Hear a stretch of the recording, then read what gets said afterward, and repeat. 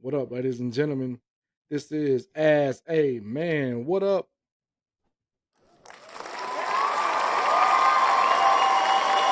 Yeah, yeah,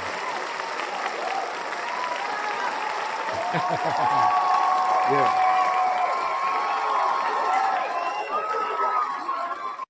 So what it do, man? This is As a Man. This is episode 7. Let's jump right into it, man. I have a special guest. His name is Nation with No Flag. He has a podcast. It's dope. I think everybody should check it out. He's gonna be joining us, man. So let's give him some time to jump on and we're gonna ask him some questions.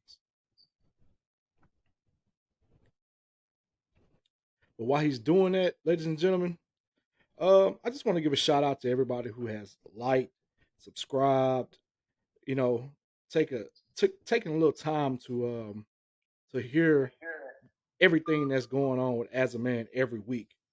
Um, I just, I'm appreciative. Everything that y'all are doing for me, I'm appreciative. Uh, as a Man started as an idea, so to have almost 300 people liking, subscribing, tuning in every week, man, I appreciate that, brother. I appreciate that. Well, brothers and sisters, I appreciate that. It gets no better. Every week we're gonna get better, and we're gonna bring y'all something new and informative. And man, I appreciate everybody, man. Last week we talked about um men and women, how they can become better mates. We talked about don't give your graveyard your potential. Whatever you feel like you need to do it. You know what I'm saying? Don't let the graveyard have your potential. So we're gonna piggyback on some of those topics today, but we got all new and improved things. So let's give it up for my boy Delo. He is in the house, Nation with No Flag. Give it up, give it up, give it up. Yer. What up, B? Yeah. What up, man? Yeah. See you doing your thing, man. You cooking on the late night. Man, look, I appreciate you, bro. So my man, he has his podcast, and I was featured on it for an episode. I was trading, doing the financial freedom stuff, so an investment. So he invited me on there. This is about a year ago? Yeah, it might have been 18 months. 18 months, Something so like that. a little over a year. So, he talking about me cooking. He's been cooking, and he is very informative, and he brings fresh topics every Thursday. Yup. We're Yeah, on Thursday, streaming live, All Real Radio, noon at 7 p.m. Central Standard Time. yes, sir. We're Yes, actually sir. playing right now. Right. So, he's the one cooking. He's been doing it, and he kind of motivated me. So shout out to my boy, and shout out. What's the name of your podcast? Give the ladies and gentlemen the name of your podcast and how they can find you again. So the name of the show is Nation with No Flag. It streams live on All Real Radio, but you can also check out the catalog on www.nationwithnoflag.com. Yes, sir. Yeah, I like that, man. Yeah, Yeah, yeah. man. So what you up to tonight, man? What we talking about? Man, I'm gonna start it off right, man. We're gonna talk about Dillon Brooks, man. Dillon Brooks. If y'all haven't been keeping up, Dillon Brooks plays for Memphis Grizzlies, and they are in the playoffs, first round against the Lakers. So it's the Lakers against the Memphis Grizzlies, and shout out Ja Morant. He's out. He was out for game 2, but the Grizzlies stepped up. I give them their props. They stepped up against the Lakers. They were, you know, a team that everybody thought was going to take 2 L's, but they played them good. They kept up with the Lakers, and they showed up. But Dillon Brooks had some choice words to say about LeBron this game after the win. So yeah, we're gonna listen to what Dillon Brooks said, and let's give me your thoughts and your comments about what this guy said. Let's take a listen. What you got?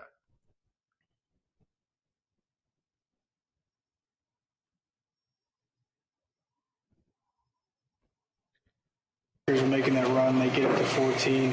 You and LeBron have that exchange. There are people out there that say maybe you shouldn't do that with one of the better players in the game. What were you thinking? I don't care. He's old. You know what I mean? I was waiting for that. I was expecting him to do that game 4, game 5. He wanted to say something when I got my 4th foul. He should have been saying that earlier on. But, you know, I poke bears. I don't respect no one until they come and give me 40. I pride myself on, what I do is defense and taking on any challenge that's on the board. If All it's right, LeBron, if it's okay. AD, if it's Let's whoever. stop this and what he said. He said LeBron's old. Mind you, LeBron almost put 30 on his head last night. Then he said, so first of all, he can't stop LeBron. Let's just be honest. He can only contain LeBron. He ain't got nothing for the LPR. No. And then he said, I only respect people that put 40 on me. So, Delo, what's your opinion about Mr. Brooks, man, and these young guys talking noise in this day and age against people that obviously can put up numbers on them anytime they want to? Go ahead, man. I call that Pat Beverly syndrome. If you don't have the talent to keep up, you got to do something. So, these guys get in front of microphones, probably don't need a post-game interview. And he's just trying to hype himself up, maybe get the team going. Right. I just think, I've touched on it on previous podcasts. We talked about Memphis Grizzlies and how Ja Morant got into legal trouble. And then, how they're all talk. Like Golden State said, you got to win something. You haven't won nothing to be talking that much. And this dude, LeBron, just came and scored damn near 30 on you. Then you backdoor and call him old. And then you said, well, I don't respect him unless he scores 40 on me. You idiot. See, I don't think this is about Brooks. This is an opportunity for LeBron to prove his greatness. You know what I mean? So when Devin Booker says something, or you know what I mean, we get into the second and third round, we get Curry talking or Kawhi talking or something like that, then I pay attention. Right. But for right now, let the 6-man do 6-man stuff. Right. So do you think that Memphis has a chance to beat the Lakers in the first round with the talent they have now? I think they got a chance, but I don't think they have the maturity. You know what I mean? So, I got the Lakers wrapping this up. 6 games. 6? And, they just a young team. They the young pups. Right. So this is what I expect out of the young pups. Right. You don't know when to let a sleeping dog lie. Right. So if you want to call 30 sleeping. Right. And, Memphis has a history. We know the history of, talking too much. They get into it with the fans on the sidelines. Ja Morant's dad got into it with Shannon Sharp. I guess Dillon Brooks can be what you call an enforcer, but he doesn't do that. They haven't proven to be the big dogs yet. Like my man said, they pups. They haven't won anything. They're young. And until you prove to be the big dog, you can't say nothing, especially not to a team with LeBron James on it. You know what I'm saying? LeBron James will come out and bust your ass. I know for a fact LeBron has heard what Dillon Brooks said. I know LeBron is coming out ready next game to drop at least 40 on him. he can do it anytime. We know this. LeBron gets that. Now here's my question, Hack. Is he trying to get LeBron to come out and play 46, 48 minutes? Because that's not good for the Lakers. Well, so it could be a little bit of psychology. See, they ain't smart enough to do psychology. They're not. They just talking. They just think that they are tough guys, and they're not even smart enough to do psychology right now. Because LeBron, if we talking about minute restrictions and everything, okay, yeah, but they're not even smart enough to even think about that. It takes strategy to even think about that. But I tell you what, LeBron doesn't care about minutes. AD ain't gonna care about minutes. The Lakers as an organization ain't gonna care about minutes when it comes to shutting these boys up. That I think that they have a point to prove now. This little dude and said some stupid stuff, and you know how it is, man. The old heads, the OGs gonna tap that young butt, put him in his place. The whole team, you know what I'm saying? The whole team, you know, especially with no John Morant. I don't think. Have you heard that he's gonna play next game? Nah, that's not what I'm hearing. Okay, so if I was them, I'd keep that close to the cuff, right, and announce it closer to game time. Right. So we haven't heard that he's gonna play, but we're gonna assume that he isn't cleared to play, and the Lakers, of course, they're gonna think about that. So let's just say, especially without a John Morant led Memphis team, the Lakers are gonna take advantage of that, and they're gonna go at him, as they should. I expect my boy LBJ to drop 60 on him. I'm saying it now. I expect my boy LBJ to drop 60 on him, man. Let me ask you one more question, Hack. Go ahead. You're a Lakers fan, right? I'm a LeBron fan, but go ahead. Okay. If y'all make a push deep into, let's say, the Western Conference Finals, don't you want a series like this to end as quickly as possible? Yeah. With LeBron playing as few minutes as possible?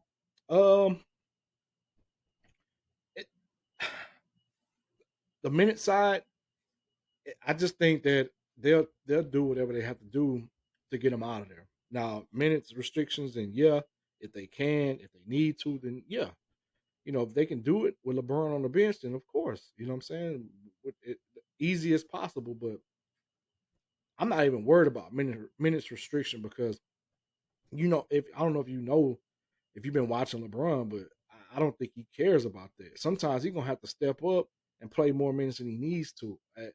But if he overexerts himself on the first round, as a player his age, that's not a good thing. But if he needs to do that to get these boys out of here, he'll do that.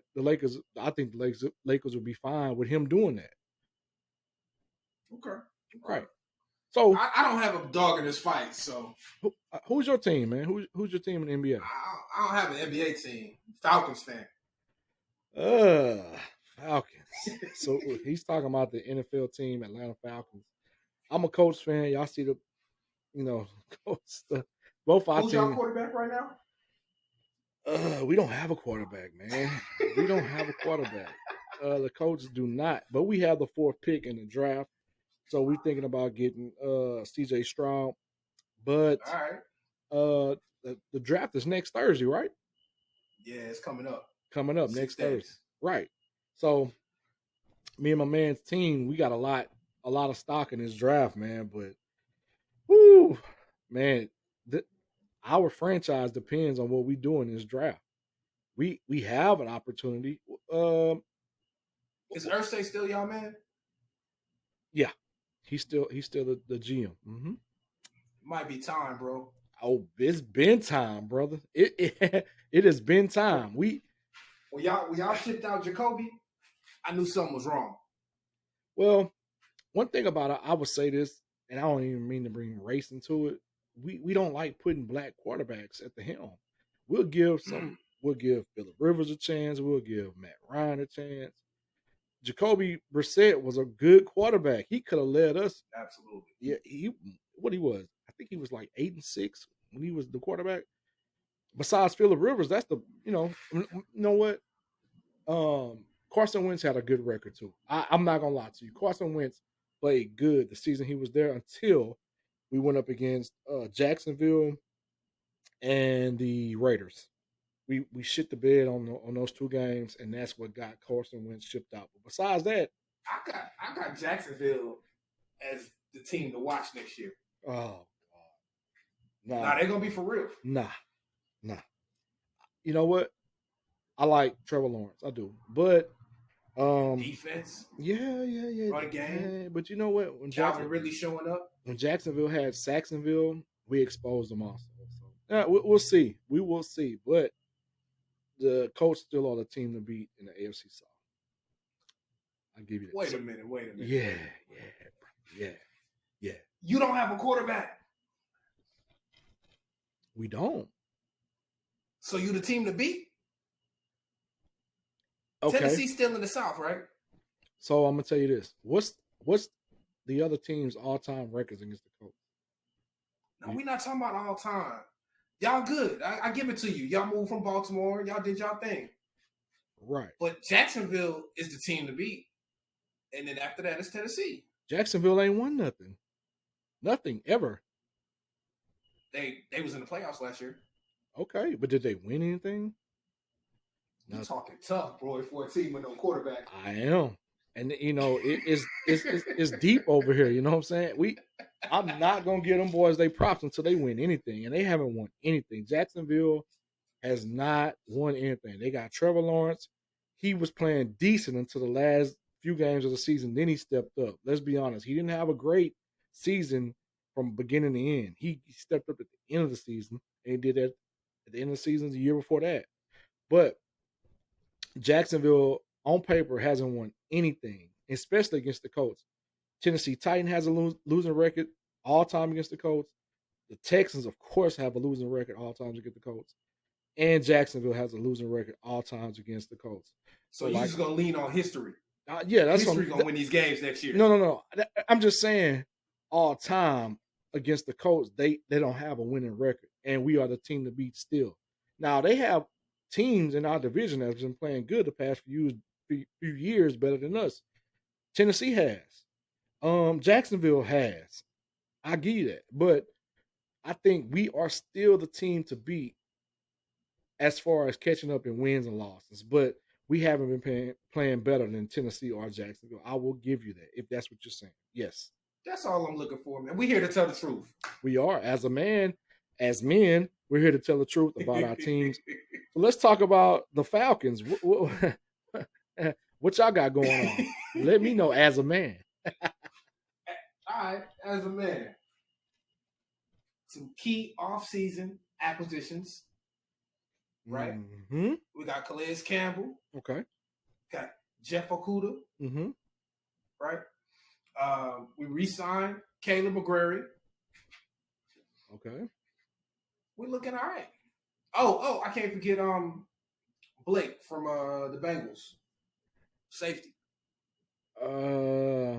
Okay. So who's your quarterback? We got a young boy, Desmond Ritter. A black quarterback. Get out of here. Don't laugh at black quarterbacks. No, I'm not laughing at his race or his ethnicity, but I'm laughing at his name, Desmond Ritter. Okay, all right, brother. So what happened to Marcus Mariota? Trash. Okay. So Desmond Ritter. He was suspect when he arrived. Yo, what's up with y'all? Fumbling on his leg, on his knee. Yeah. What's up with y'all tight end? Y'all have a great tight end. I give you that. We just got to get him healthy, get him schemed right, get him in sync with the quarterback. Okay. What pick y'all got in the draft? Number 8. Number 8. Okay. So we're 4. Y'all number 8. Okay. Yeah. I hope we go edge. Edge rusher. Yeah. We need that. Y'all need an edge rusher. Yeah. We got rid of our top DB, Gilmore. So our secondary, even with Gilmore, was still suspect. So we definitely need a lot of positions. I'm not gonna lie to you. Wait a minute. There's a player we picked up. I think you know. Who was that? Bud Dupree. I like Bud Dupree. Y'all picked up Bud? I like that. It's a good pick. But So I Dupree think is we'll a be all good right, player. man. I see us winning like 9, maybe 10. And y'all have draft money too, right? I mean, y'all got what's that called? Cap money. Cap money. Excuse me. Yes, y'all have cap money. Yeah, we got a little thriller to throw around. Yeah. So I think Atlanta will be all right, man. You know, ever since Vic has came and went, Atlanta has been. No, well, y'all had Matt Ryan, and you know, we all know what he did in the Super Bowl against Tom Brady. They were this close. Why does he get the blame for that?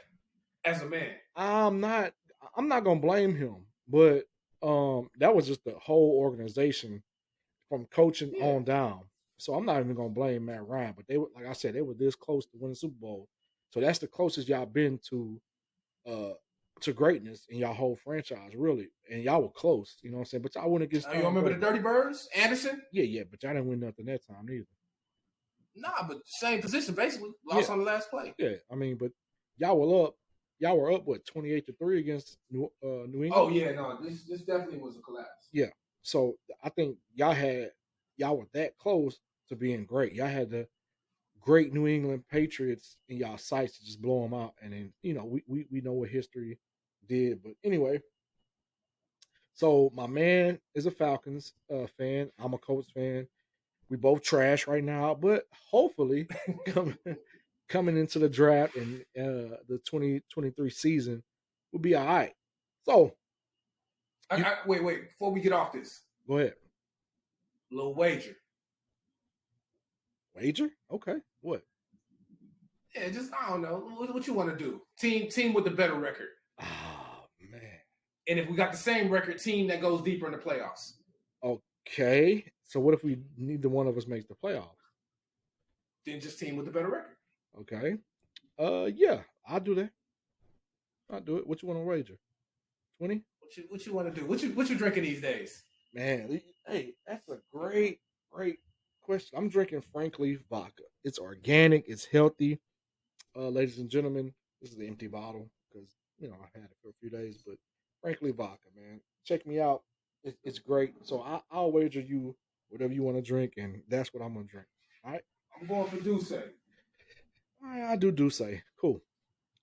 So we're gonna transition to Snowfall. Yeah. Did you check out last night's episode, man? You know I did. Okay, have you been watching it from the beginning? All of them. All right. Shout out, rest in peace, John Singleton, man. He gave us a Absolutely. great series, man. You know, it's had its ups and downs, but I say this last season, it it it was good, but that last two episodes, oh my god, man. Oh Lord. And me and my man Delo, we watched we were in a board, online board talking about Game of Thrones. Now, Game of Thrones was great, but that last season was trash. And the last episode was trash. It was a very big disappointment. I don't know if you felt that way, but I did. And I feel like just the twist at the end of Snowfall made it a better ending than the Game of Thrones series finale. How you feel about that? All right, I'm gonna say something. Mm-hmm. Stay with me. I'm here with you, brother. Might lose my black card. Ooh. Game of Thrones is the best TV show in the history of television. That's even with the last two seasons being like this. Why you feel that way? Well, the writing was top notch. Uh-huh. Cinematography's top notch. Okay. They were able to draw people into a fantasy world that usually don't even like fantasy. Okay. Yeah. The high episodes are the best ever. Right. So the fight at White Harbor, the Red Wedding, yeah. Oh, the season 1 finale, Red Wedding, the Mountain Dying. Oh. All of those are the best in TV history. I agree with you. At that moment, it wasn't nothing like it. And when you brought up the red wedding, oh my god, that shit Epic. epic. There hasn't been a TV show that took that type of chance since then and before that. So shout out Game of Thrones for doing stuff that no other series had did at that time. But this is my opinion. They, oh, man, they dropped the ball, bro. They They tried did. they they at the end with the whole climax. I wanted Jon Snow pull out his sword. I wanted the White King to pull out his sword. Everybody else fighting around him, zombies, humans, dragons. I wanted them to just go head to head. And America, no, not America, the world wanted them. You know this, brother. We talked about this on the IC. IC is the ill Yeah. community. So the whole world wanted Jon Snow and the what's it, the White King? What was his name? The Night The King. Night King. Excuse me, the Night King. It was Same thing. it was destined for them to go. But anyway, they went in a different direction. If y'all haven't seen it, I ain't gonna spoil it. They went in a different direction, and they had a character that, man, they played. You can't spoil a show Yeah, that's I'm not. 15 years old. Well, yeah, they let Arya, which is Jon Snow's little sister, jump out of the man. It was just whack, bro. We know it was whack. And then after she killed the Night King, stabbing him without the big climax of Jon Snow and him having a fight, Bran, their crippled brother, end up stupid. Anyway, So, all right, I'm glad you're doing this. yeah. The way that you're talking about how anticlimactic Game of Thrones was Mm-hmm. is how I felt about Snowfall. Really? I think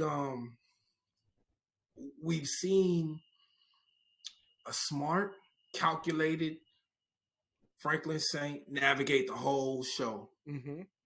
The last season, he's been spiraling. Mm-hmm. I like what they're doing.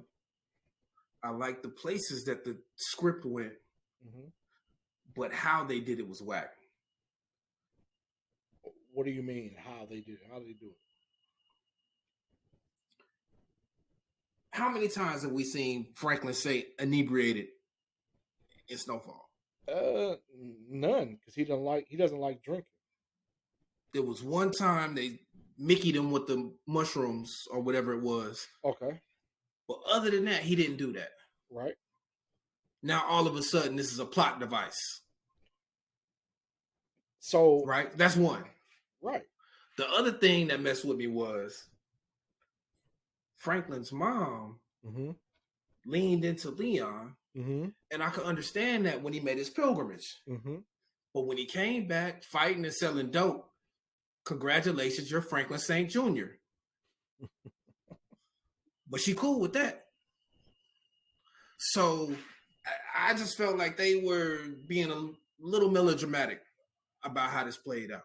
Well, I understand what you're saying, but I look at it differently. The whole, honestly, I didn't like the way the mother killed Teddy. Okay. This is warning. This is spoilers if y'all haven't watched it. Anyway, whatever. Skip this section. But the mother killed. Fast forward. Right. Fast forward. The mother killed Teddy because Teddy had gassed her up, told her that her husband was alive. So she ended up asking Teddy when he was about to do the bank transfer at the last moment, where's her husband? He cursed her out. He cursed her out bad. Like, hey, fuck out of here. I killed your husband. He buried somewhere. So she shot him. I didn't like that. I think it was a quick way to get Teddy out of there and to wrap things up. Mind you, that was whack. But Why was she at the drop? She wanted to go. She. Hat. I know it's right. You selling big dope. I know, bro. I know it's right. You're dealing with the CIA. I know. Biggest money transfer in your life. I know. But mama, hop in the car. No. He didn't want her to go. She said he wanted his wife to go. I mean, the baby mama to go, but she was like, "You think I'm gonna put my baby in that type of danger? No, I'm gonna go." she said that. He was like, all right, F it. And she said, are you willing to live without me if I don't go, whatever? He was like, yeah, whatever. So he said, I thought that was bad writing. right. It was a reason to put her in there instead of the baby mother. But she stepped up and said, I'm not gonna put uh my grandchild in danger in that type of situation. I'll go. But the thing is, Teddy had already gassed her up about her husband being alive. So she wanted some closure. And she'd already knew what she was gonna do. And I just think it was bad timing and bad writing just to put her out there and for her to, ask that question right when he was about to transfer that money over. But in the end, she actually did that to save Franklin. From what I'm understanding, he wasn't gonna ever let Franklin get the money, and they were gonna set him up, and they were gonna be on a run. But I just I'm feel being a like, hater right now, Hack. right. I don't feel like, What she do to save Leon? what did she do to save him? Yeah, she loved Leon. Yeah, she did. Did Well, she do anything to help him? well, she. I mean, no. But on the last episode, she seen that Franklin was too far gone. I think in the previous episode, she'd already seen that Franklin was already spiraling too much for the money. But she tried to save her son. But at the end, when Leon on the last episode, Leon went to the prison and talked to her. He he said that he was worried about Franklin and that he was gonna try to help her out to get her out. She was like, "Nah, do what I couldn't do. Make a better man because Franklin's too far gone. So you be the change in the community." She basically, she had that community center, her and her husband. So she said, you start a, not basically word for word, but she was like, you start a community center that you stay out here, don't go to Africa, you be a change in the community. And she told him, I love you. And it was said, it wasn't directly said, but it was implied that she was saying that Franklin's too far gone. I'm gonna love you as a son, carry on my tradition, and do better than what I did and what Franklin did, basically. And I think I know Leon took that to heart and uh, tried to do better. As you can Oh, you see, get choked up, bro. It's all right. It's just a TV show. right? No, I ain't talking up, but man, it's deep, bro. Like it's deep, bro. Because me and people in the hood, man, they don't make it out. If they that far Nah, down the for sure. hole, they don't make it out, bro. And Yeah. I know you Yeah. feel like it was whack, but just to see, I'm gonna show y'all a clip, man. Let me show y'all the clip of Franklin Saint and Leon's last conversation, man. Let's show him, man. Let's show him. Stop. Yeah.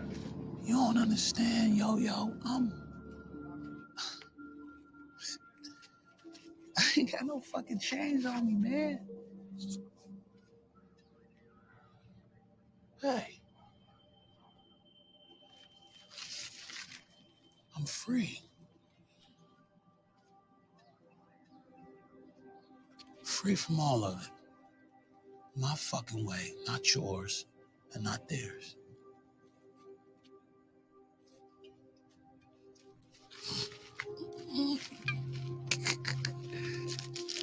Come on, bro. You know that's sad, bro.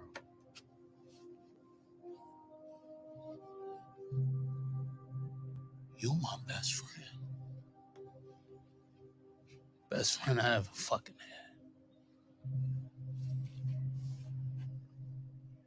And I'm fucking proud of you.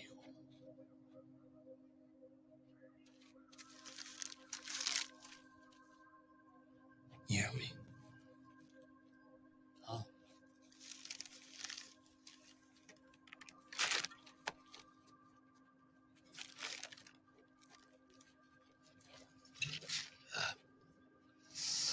I'm good.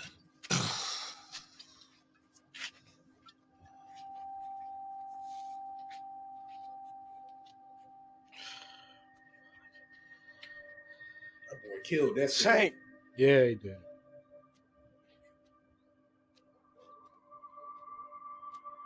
Saint.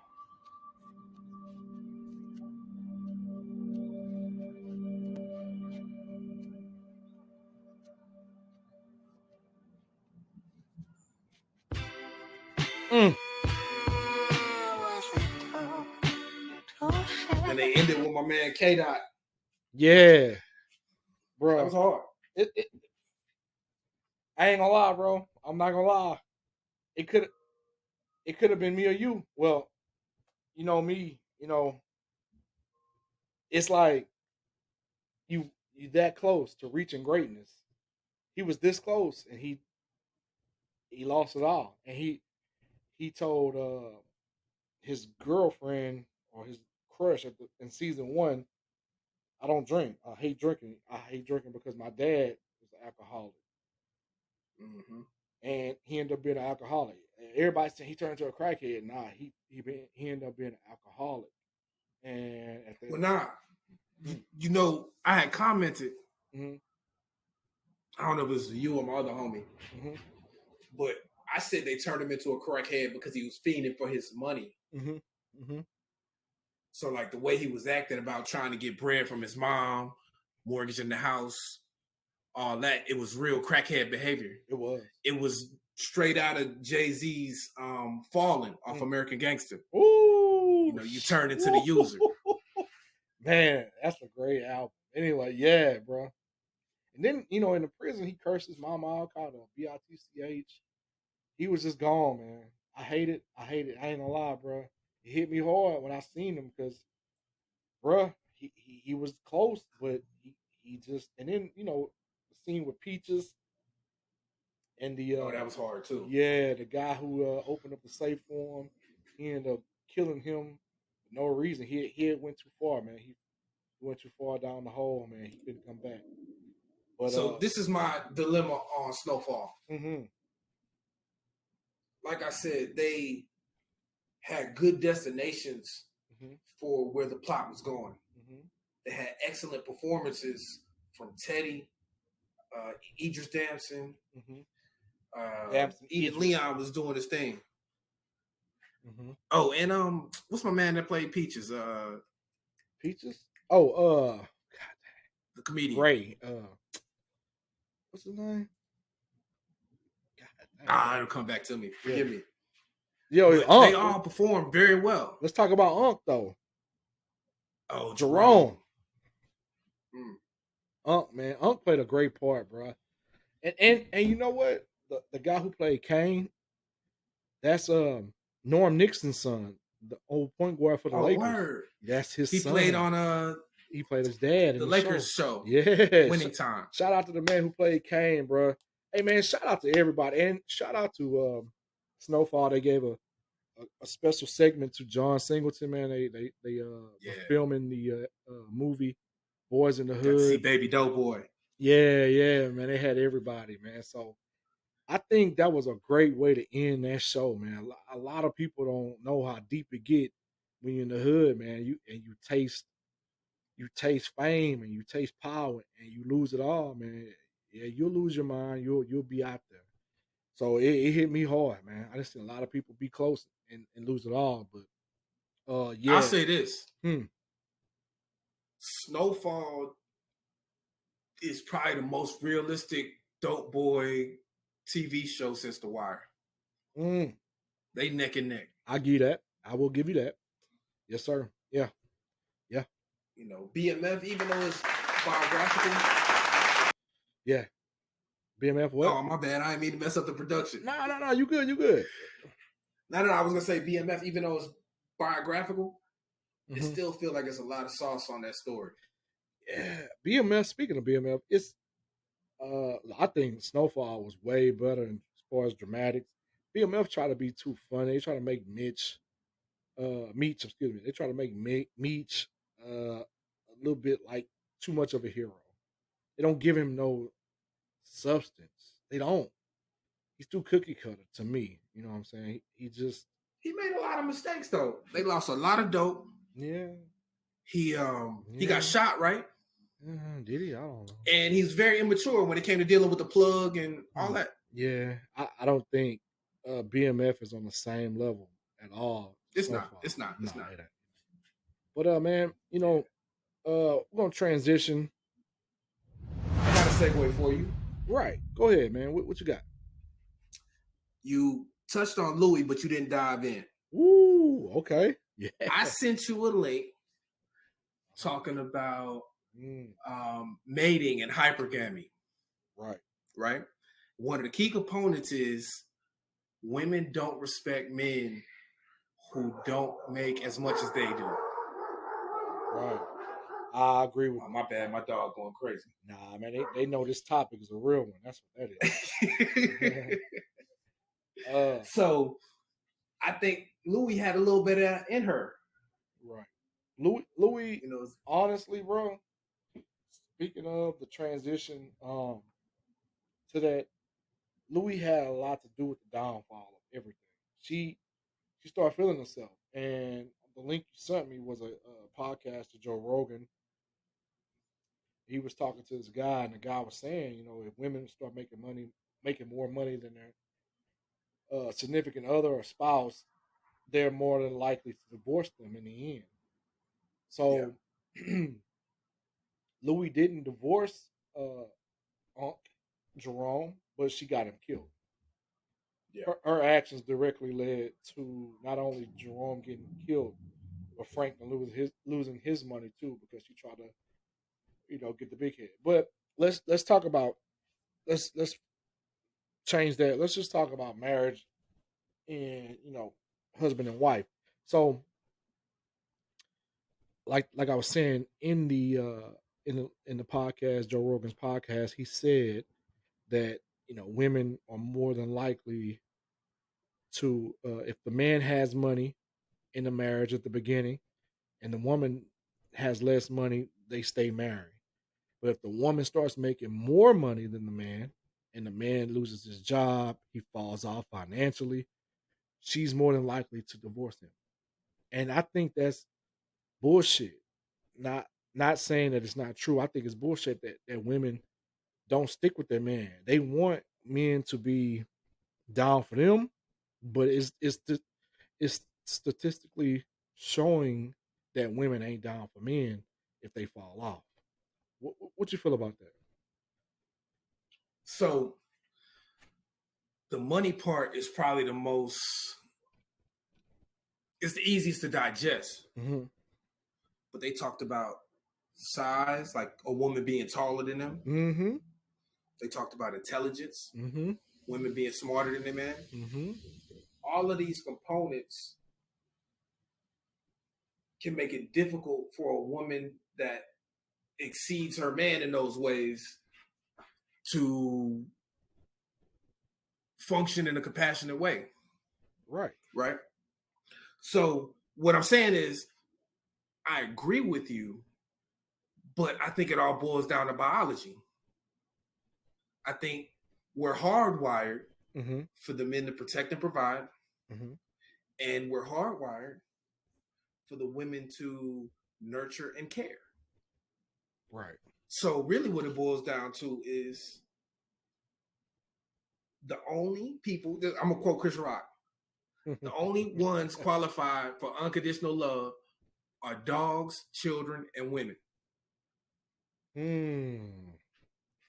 Really? So you think men get the short end of the stick when it comes to being loved unconditionally? Yeah, I mean, I think you take the good with the bad, right? Mm-hmm.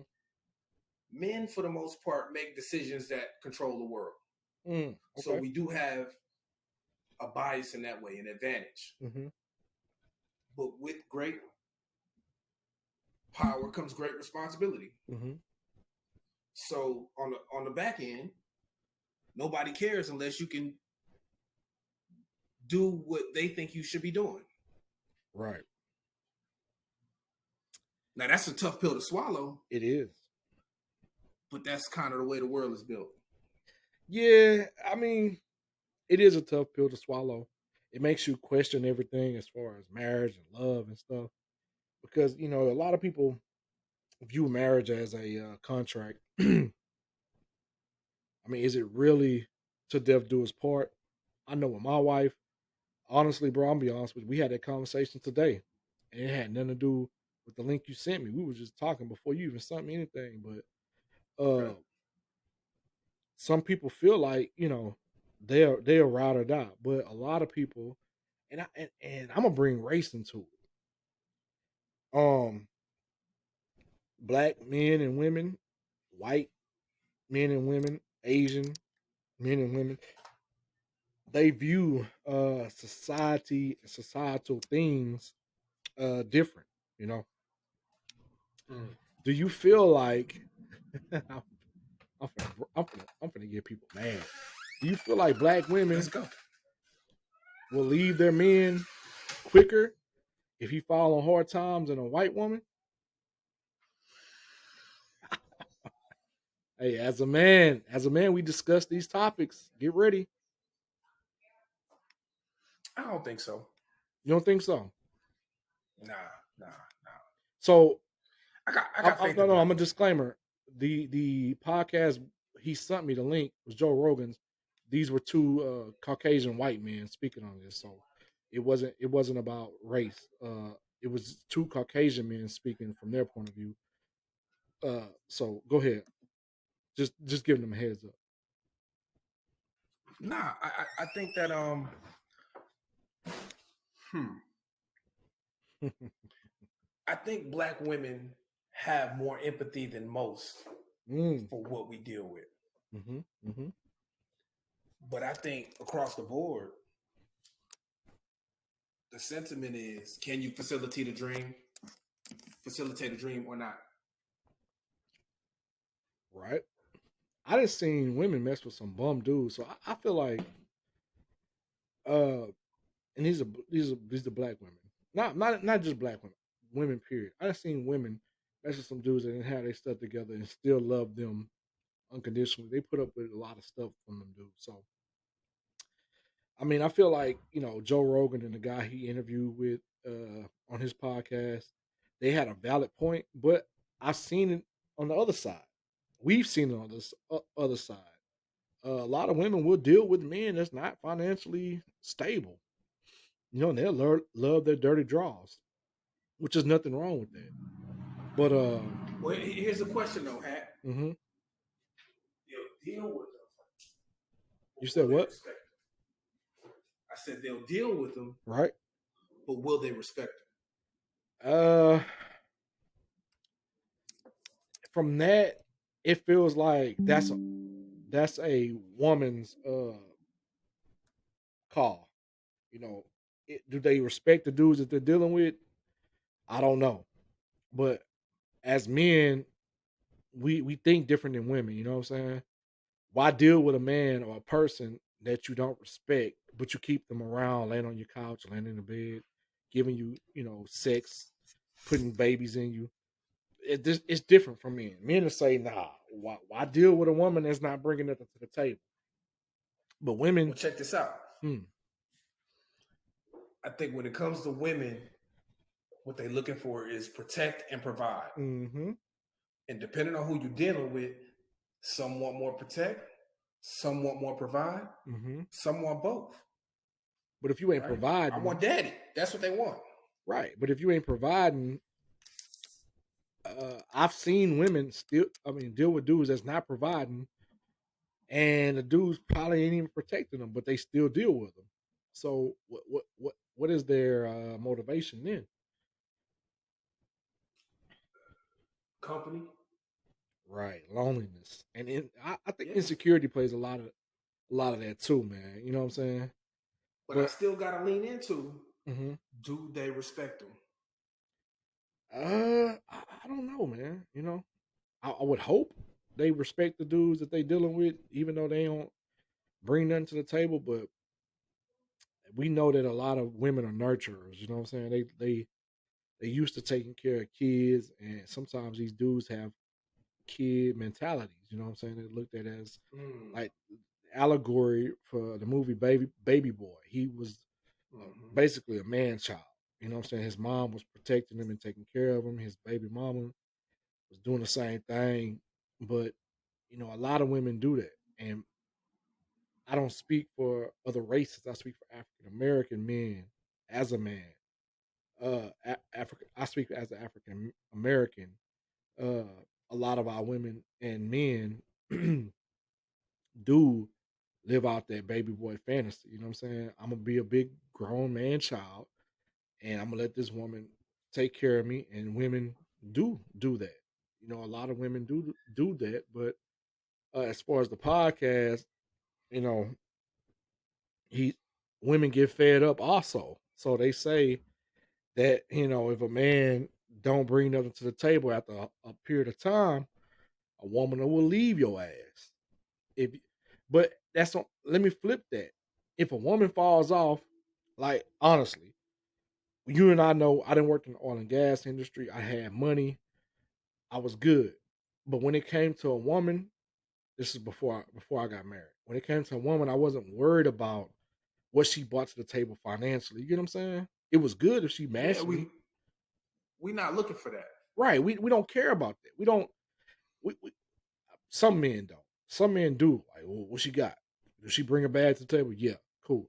But a lot of men, and I'm being like my man Delo said, we don't look for that. We don't care. We don't be, oh, if she ain't making six figures like me, I can't mess with her. And they touched on that on the podcast also. They said that. Right. Um, yeah, bro, we don't care about that. You know what I'm saying? We not finna stop talking to a chick because she's down bad. I mean, long as she cool, she keep me entertained, then yeah, I still mess with her. I might not, put a ring on her, but I'm not gonna turn my nose up at her and not mess with her because of that. You know what I'm saying? You know, the one thing that clip confirmed for me Mm-hmm.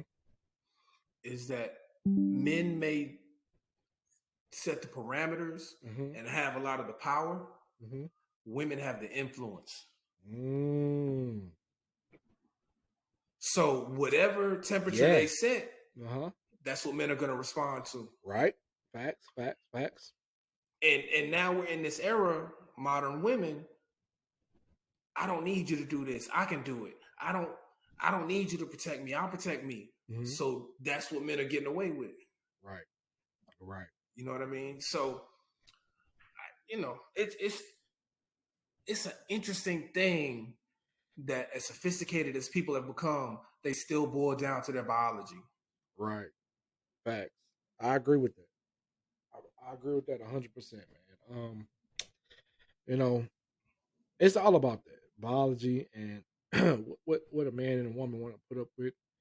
But this day and age, I'm not gonna lie to you. It's getting different. It's getting different. I think a lot of people uh we are older. We're a little bit older. We ain't old yet, but we're older. But we're not I'm not old, bro. right. I'm just older than Okay. you. Yeah, right. But we not as superficial as the younger people behind us. You know what I'm saying? I think they're very, very superficial.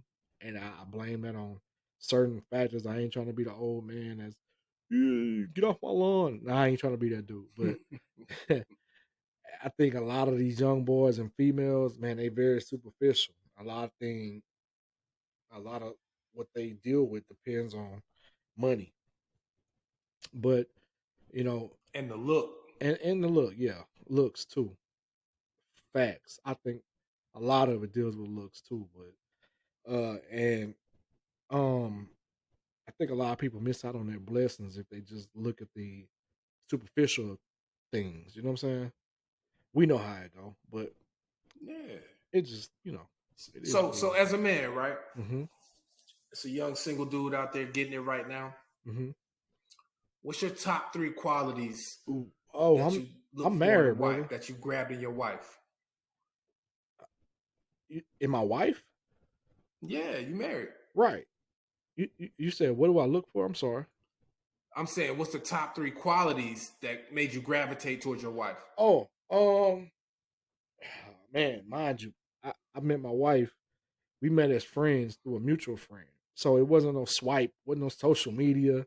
It it was the old fashioned way. Somebody introduced us and we met. I was living in Corpus Christi and we started talking on the phone. She started texting me, have a good day at work, have a good because I was working shift work, working days and nights. Have a good night at work, have a good day at work. So we met the whole old fashioned way. So what I love about my wife is she's very, very loyal. You know, she was living in Houston. I was in Corpus. We ain't never met. She didn't have to be the way she was, and she didn't have to stick by my side, but she did. Um, when I'm down and out, she has my back. You know, That's what's up. she has my back, and I don't doubt that in any way. She has my back. You know, I ain't got to worry about her being in the streets. You know how it is, man. Thotty's gonna thotty. You know what I'm Go saying? crazy. Crazy. But I ain't got to worry about her like that. And you know, another thing, she ain't on social media acting up. Mm-hmm. A lot of these women letting social media influence them. She's not influenced by social media. And that's a great thing, you know. She's older. She's not a young woman. And plus she's been married before, so she learned from the mistakes of her first marriage, and she figured out what I like, what she likes, and we put it together. You know what I'm saying? She don't have So kids. so let me make it concise. Mm-hmm. You got a woman who's caring, Mm-hmm. catering. Mm-hmm. You have a woman who knows what her priorities are. Mm-hmm. She got her ducks in a row. Right. And you got a woman who's wise. Right. She played this game already and knows how to win. Right. She does. Definitely. She brings stuff to the table, man. You know, and she's loyal. I think Yeah. loyalty. A man love a loyal woman, bro. Like I know you married too. A man loves a loyal woman. I'm sure your wife showed you some things that you was like, God dang, she's different. You know what I'm saying? Let me And give you my three. yeah, go ahead, man. Give me your three. My wife is one of the sweetest people I ever met. Okay. Very compassionate, huge heart. Highly intelligent. Mm-hmm. Degree in finance from Baylor. And Nice. she's an excellent mother. Right. Now, it's just an added benefit that she's pretty and easy to look at, too. Right. But between me and you, Mm-hmm. none of the characters we gave had anything to do with money, had anything to do with Mm-hmm. popularity, Mm-hmm. had anything to do with the superficial things that we see wreaking havoc on these young folk out here. Facts. So I'm not trying to age your podcast, but just for a young listener, Right. if you're out there trying to be serious, look deeper than what you see. Facts. Because the superficial is just, you know, surface stuff. The deep stuff is what keeps people and makes people fall in love, honestly, and keeps people around for you to put a ring, you know what I'm saying, on their finger. But like you said, man, for the younger people, man, I think they'll figure it out in the long run, hopefully. But like you said, it's a lot of superficial stuff going on out here, and that money don't mean nothing. Popularity, clout, none of that means nothing, bro. But I feel you. It's a lot of people depending on that as far as relationships. But and you know, we speak as a man, as men, we speak for the black community. I mean, we don't speak for Asians, whites, Mexicans. Speak as black men, and I think in our community, a lot of that is getting tainted. Yeah. That's just my opinion. A lot of it's getting tainted by outside influence, a lot of social media influence. But if you want true love, man, look and see in the person's heart how they really really feel about you. Don't let none of that outside influence get to you. But man, Let me get on my Nation of Islam real quick. go ahead. You asked about who leaves quicker. Mm-hmm. I've been thinking as we talking. Mm-hmm. The biggest issue we have as a community is the destruction of the black family. Speak on it. Speak on it. So, we're doing the things on the micro level because we can only influence our own household. But Mm-hmm. a lot of our children, a lot of the issues we have in our neighborhoods, everything is just these separated families. Right. And you don't see that in some of the Asian and Latino households. I can't speak for the white folk, I don't know. But I see enough Latin families that they families be strong. We got to get like that. Right. Yeah, I agree, brother. We have a lot of work to do in our community, and we have a lot to fix as men. You know, as men, we have to step up to the plate. Uh, Yeah. um, I hate to say it, and of course, it needs to be said though. We have to get our young brothers right, bro. We have to because you know you seeing it every day. You hearing about it every day that they lost. They aren't trying to. I'm not gonna say they aren't trying to do better, but uh, they have the potential to do better, but they're not choosing to do better. You know what I'm saying? You know what their dilemma is? What's that? Everything's virtual. Right, It's hard to be real in a fake world. right. Facts. Now, I'm not saying that's a valid excuse. I'm just saying it's difficult. Right. Yeah, yeah, yeah. So we just got, put an arm around their necks. Hey, this how you need to be. Yeah. All of that looks like that, Yeah. but it's destruction. And Come over here. right, definitely. And it is some young people. I met some young men. I went to a banquet in Beaumont last weekend. My dad was a part of the 100 Black Men of Beaumont, and they had That's some what's up. young. Yes, appreciate it. They had some young men in there, man. Young men, high schoolers, college men, black people, and Hispanics that were good young dudes with their mind right, man. And so all hope ain't lost. You know what I'm saying? They got some good young men out there, bro. And I hope, that they are planting seeds in the young brothers to continue to do better and to be like them, you know what I'm saying? And nobody's perfect, but that generation behind us, they all ain't lost, you know what I'm saying? They have some good ones out there, you know what I'm saying? And You know what I'm hearing too? go ahead. If they showed up at that event, Mm-hmm. there's generational continuity. Mm-hmm. So Yeah. those brothers have a chance to hear wisdom from people older than them. Your pop was there. Yeah, definitely. Definitely. We Definitely. need that. Definitely. And I like that. Yeah, yeah, yeah, yeah, yeah. Shout out to that, man. That was a great event, man. I'm glad my dad invited me to it, man. It was something, being from Beaumont, Texas, it's a small town, but it it really was a good event, man. 100 Black Men of Beaumont and greater area. Yeah, shout out to them. But man, this has been a great podcast tonight. This is As a Man. Shout out my boy Delo. Go ahead and give us the information about your podcast one more time, man. For sure. This is Delo from Nation with No Flat. Mm-hmm. We air on All Real Radio. Mm-hmm. It's a internet streaming radio service. You can stream it for free. Just go to the website, allrealradio.com. And to catch our catalog, you can go to www.nationwithnoflag.com. Yeah. Shout out to Riverside, man. Let me get a Powered by Riverside FM. yeah. So I like that. That's dope, right?